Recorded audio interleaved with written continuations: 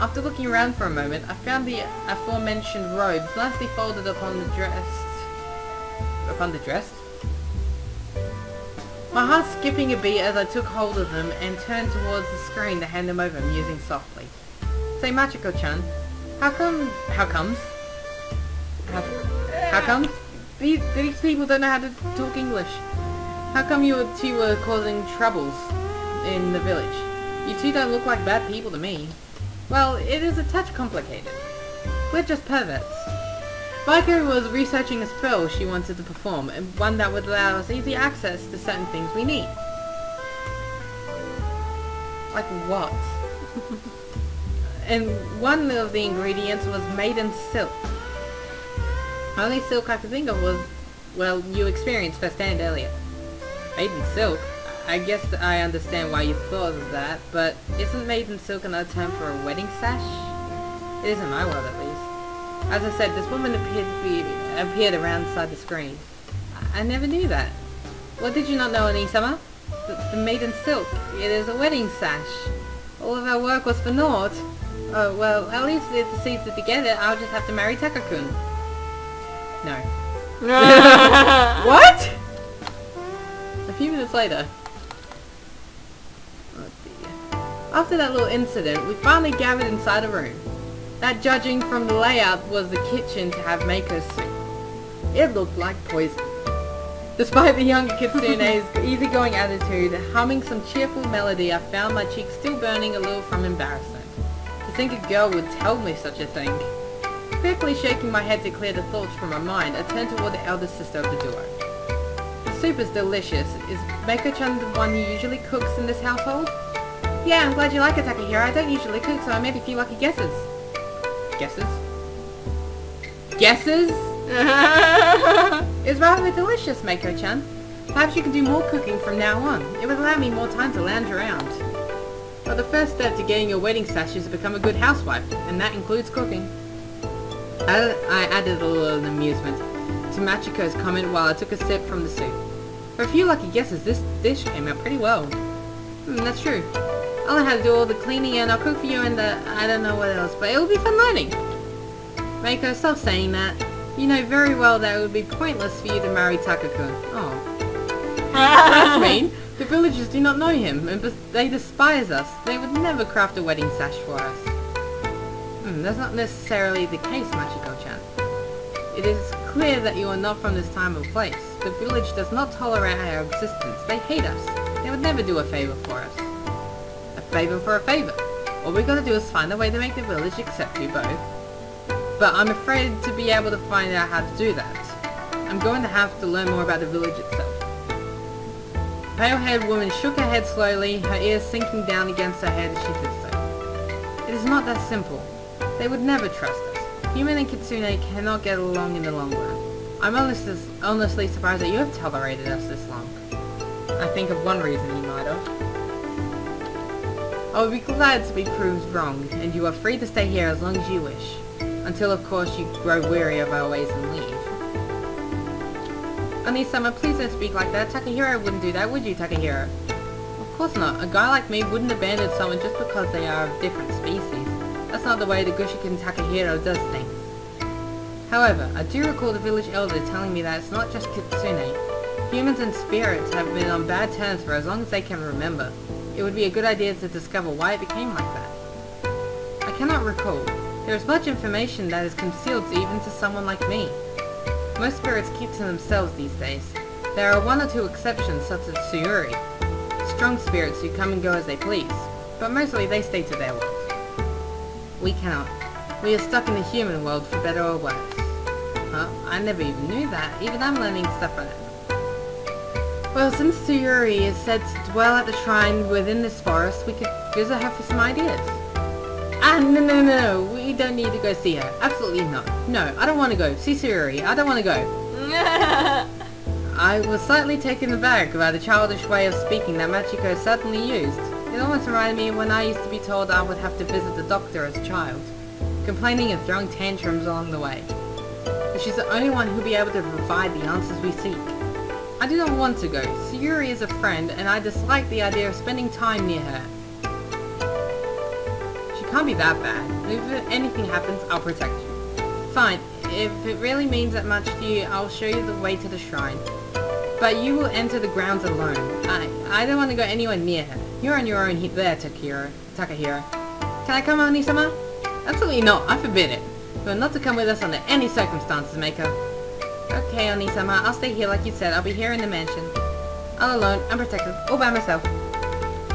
Who knows what might happen to me? I could get trapped under a bookcase and die. Or slip on the banana peel and die. Or get bored and die of boredom. Because I'd be so super duper bored sitting here alone in the same place I sit inside day in, day out. Yes, I get it. Fine, you can come along too, but you must be keen. You must be. Fuck! You must be on your best behavior, Chibiko. No running around, no talking unless spoken to. Hey!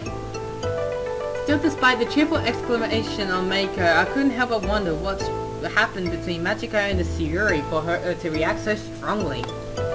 Of course, little did I expect the answer to that question would be soon provided. But first, I decided that it would be a bad idea to spend some time with the Kitsune to get to know. It wouldn't be a bad.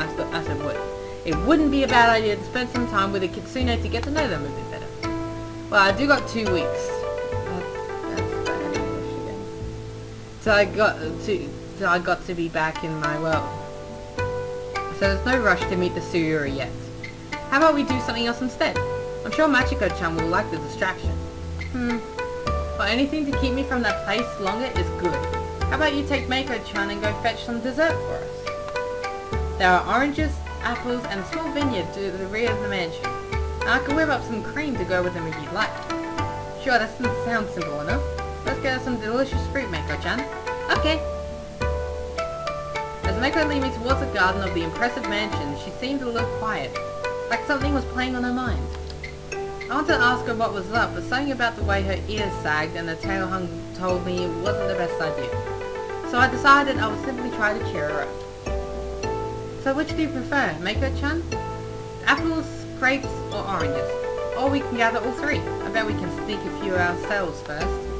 I guess apples? I knew a Kitsune spirit before, a friend of Oni-sama who loved apples. I can't remember her name though. I guess my head's just a little bit hollow. Apples are pretty nice.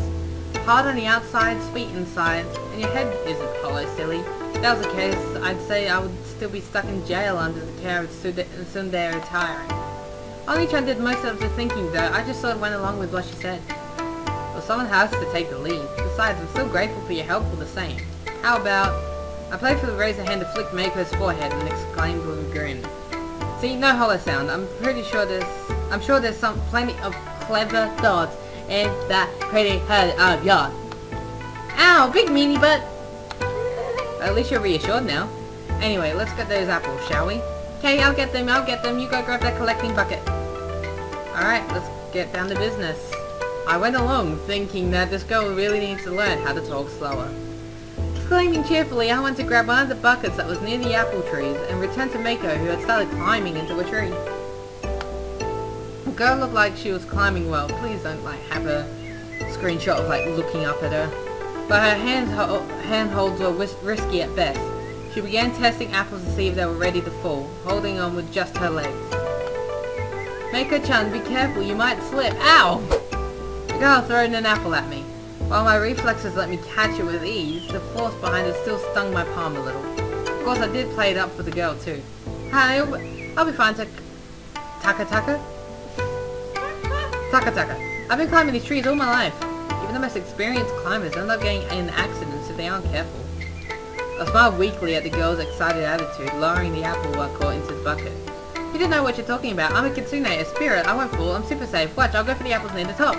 Wait, Meiko-chan. Unless you can fly, I don't think you should go for those. Fly? I can't do that, silly Takahiro-sama. Whoever heard of a Kitsune fly? Ah! Of course, just like I expected at the moment, Meiko tried to reach for one of the higher apples. The girl ended up losing her footing with a loud cry of surprise, tumbled down toward the ground. Meiko! So Meiko Mayako. I'm just gonna call Meiko. Quickly, my reflexes kicked themselves into gear, trying to catch the girl before she fell to the ground. Unfortunately, I didn't keep in mind some of the apples that were scattered over the grass, as a result causing me to trip over them while I staggered I was able to catch Mako before my imbalance caused the two of us to drop straight into the ground. My head was throbbing once I recovered from the spill. I moved to sit up, but I found myself pinned by a small but substantial weight. It's gonna show a picture, isn't it? Fuck! Opening my eyes, I looked up to see Mako-chan resting on my lap. Owie, I guess I tried to reach a bit too far. Thank you, Takahiro. You saved me. And you gave me a kind of soft and hard landing. Mako-chan, do you mind? You're crushing me. Well, oh my gosh, Takahiro, I'm so sorry. As the young woman began to become quite flustered, I knew I had to calm her down. Gently, I tilted my legs beneath her. She fell forwards, her head resting against my chest. Or maybe we've learned that the kitsune are just a little bit clumsy, or maybe we've learned that Mako is even cuter up close than I thought. Well, what, Takahiro? I think you're mistaking me for Oni-sama. No, I'm clearly talking about you. You have that innocent side to you that is really charming. From now on, when I say Takahiro is what, like, things that I'm gonna try to, like, what the fuck, like, kind of depressed. I wouldn't be surprised that once misunderstandings of the village are solved, you'll have lots of people wanting to claim you as their adorable Imoto. I'd happily call you Oni-san, Takahiro, but lots of people in that village are super meanie pants. I just want to spend time with you and Oni-sama. Oni-san? And who's to say I don't want to be called darling instead? Darling, I don't know if I'm ready. Really, I'd say we'd be a cute couple. The hero and the kitsune living happily ever after with your Oni-sama around. Raise a little family, we'd already got a house so we don't have to worry about that. And a guy in my world would kill for a pretty wife like yourself. Inwards I chuckled, knowing all too well that my teasing him was taking effect. And yet I was also happy to see, despite the embarrassment on Fox Girl's spirits, they were seemingly lifted. Thank you for saying so, Takami. I think Taka-kun would be better. Machiko-chan likely would disapprove of the competition in the elder sibling role, but I'm glad you cheered up. You seemed rather down earlier, like the way your tail and ears were hanging low reminded me of a poor scolded puppy. Oh, right, I was just thinking as well, you know the spell I wanted to try, the one that uses the silky wedding panties? Wedding sash. It's a type of belt that a bride wears during a wedding ceremony. I doubt any spell involving panties would be a good idea to cast. Oh, I thought it was like the wedding undies that you wear on your wedding night. But anyway, the spell, I don't know why, but I've wanted to try for a while now, and well, it's a gate spell, not like activating one, it's easy, but actually making one a portal to one other place.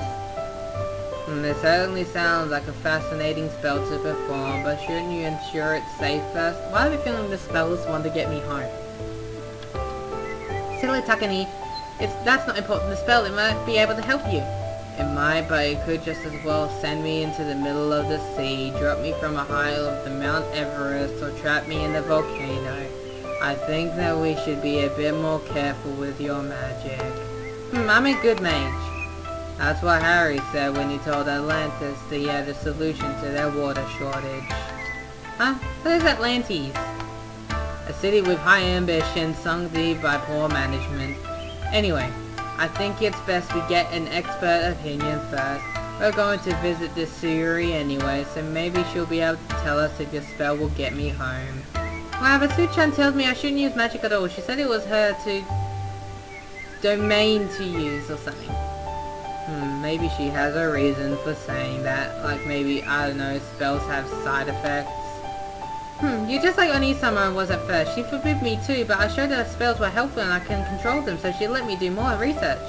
I'm not going to just throw spells around like nothing. I'm not a dumb little kid. I'm not going to try to forbid you from doing anything. You're most likely old enough. Because, well, I don't know how young a foxy girl like you might be, but beware the dark side of the magic.